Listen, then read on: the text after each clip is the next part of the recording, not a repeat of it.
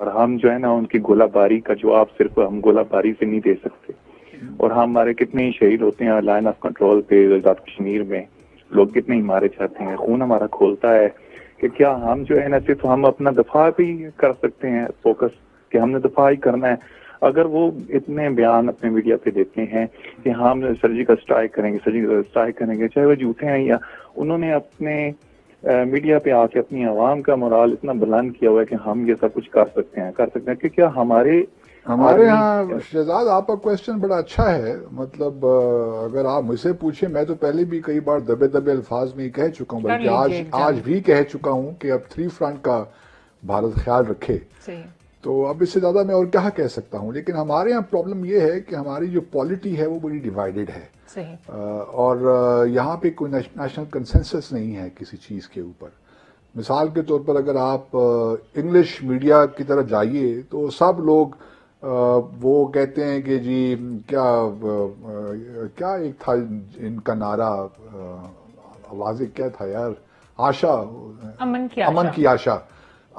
की आशा चला दी। इंडियन फिल्में लग रही हैं। हमारा पूरा एक कल्चर उनके, मतलब ये जो हमारे यहाँ सिनेपैक्स बने हैं ये भी उन्होंने इंडियन फ्रंट से बने हुए हैं। अच्छा। कुछ का तो मुझे मालूम है। पाकिस्तान के खिलाफ फिल्में उनमें चलती नहीं है। हाँ, तो ये हमारे यहाँ चूंकि वरना मेरा तो बस चले तो हमें भी ये काम करने चाहिए। आप क्योंकि सफारतकारी तो भारत ने खत्म कर दी ना।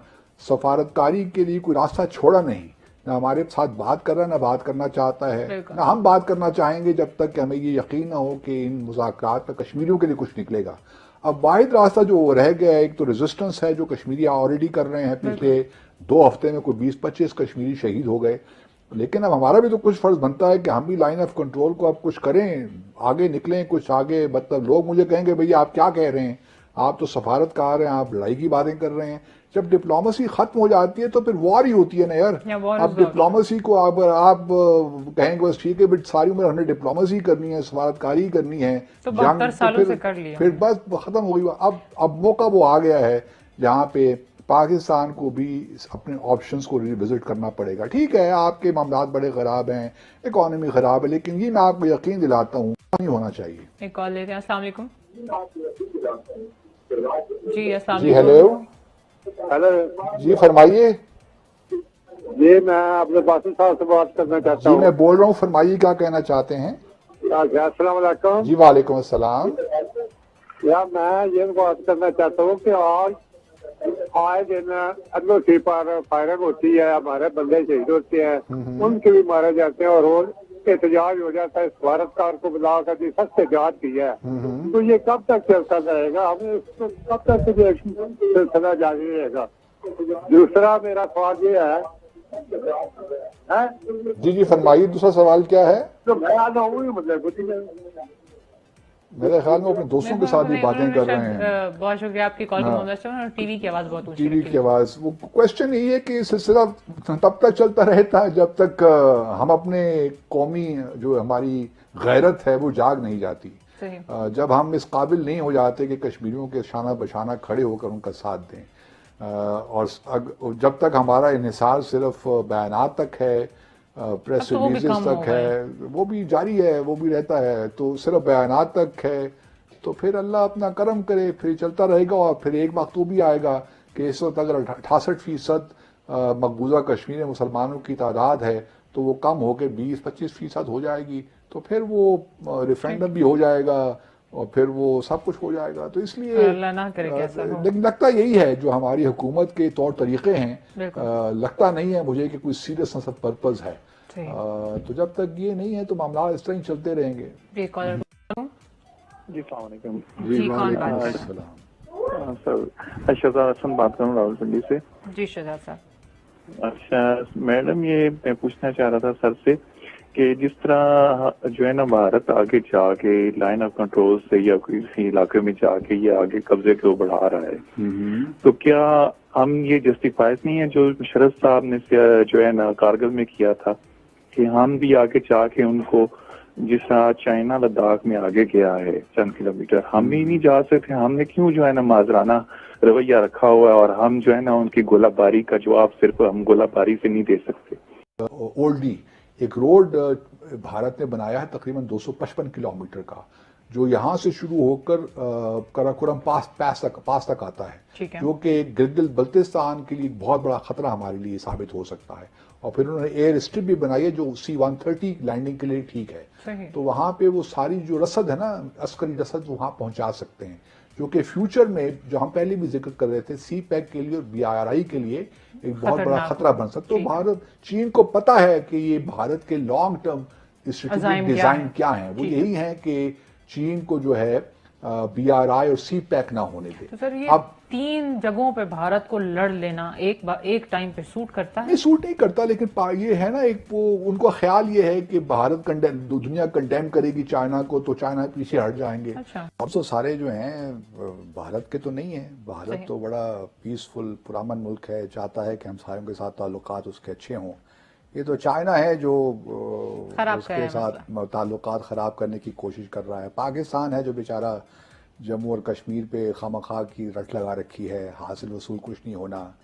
अब नेपाल ने भी कल, उनके जो हाउस ऑफ रिप्रेजेंटेटिव्स, उन्होंने एक नया कॉन्स्टिट्यूशनल अमेंडमेंट कर दी है। सही। और उसके मुताबिक जो लिपू लेक और काला पानी और लिम्पिया धुरा जो इलाके हैं, उन्होंने अपने साथ मिला दिए हैं कि हमारे इलाके हैं। क्योंकि अच्छा, और इंडियन मीडिया उसको मुतनाज़ा कह रहा है ना, उसकी नहीं, इनके टेरिटोरियल डिस्प्यूट्स तो चल रहे हैं बड़े अरसे से, लेकिन ये सारे डिस्प्यूटेड एरिया तो था पहले से भी। सही। क्योंकि ये 1815 से ये मामला चल रहे हैं नेपाल और भारत के दरमियान। लेकिन भारत ने चालाकी ये की कि नेपाल को बताए बगैर, वो जो हम पिछले शायद 2 हफ्ते पहले बात कर रहे थे कि मानसरोवर जो इनकी यात्रा होती है, उसके लिए एक रोड बना दिया लिपू लेक पे, जो कि डिस्प्यूटेड टेरिटरी आप कह दें अगर है।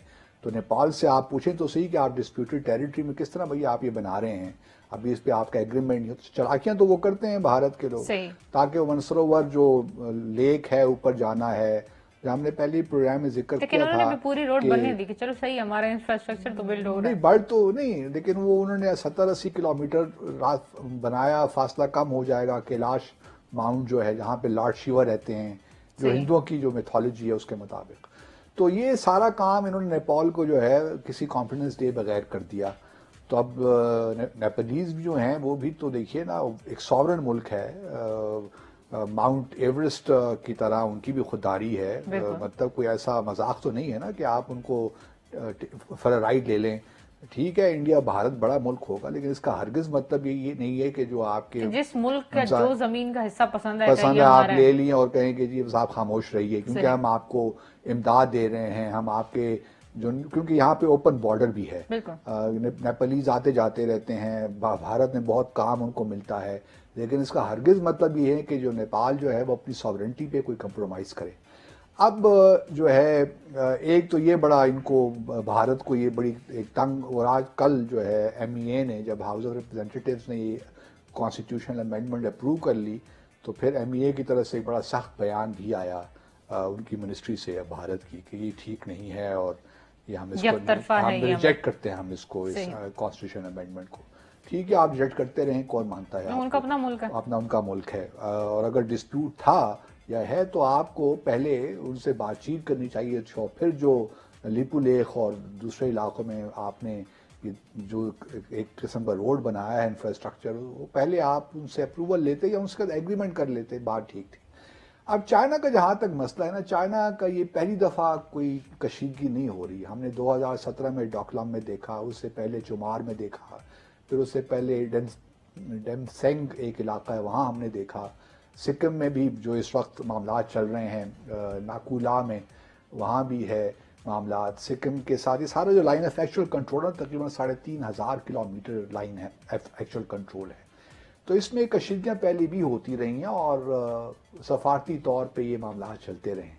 लेकिन इस बार जो है हालात ज़रा डिफरेंट लग रहे हैं मुझे। ठीक है, एक तो ये है कि चीन ने 5 अगस्त के बाद, जब भारत ने लद्दाख को यूनियन टेरिटरी बना दिया, ठीक है, जो 31 अक्टूबर को 2000 पिछले साल 31 अक्टूबर 2019 को इफेक्टिव हो गया कि लद्दाख एक अलग, उसको जम्मू और कश्मीर से अलग कर दिया गया और उसको यूनियन टेरिटरी बना दिया गया।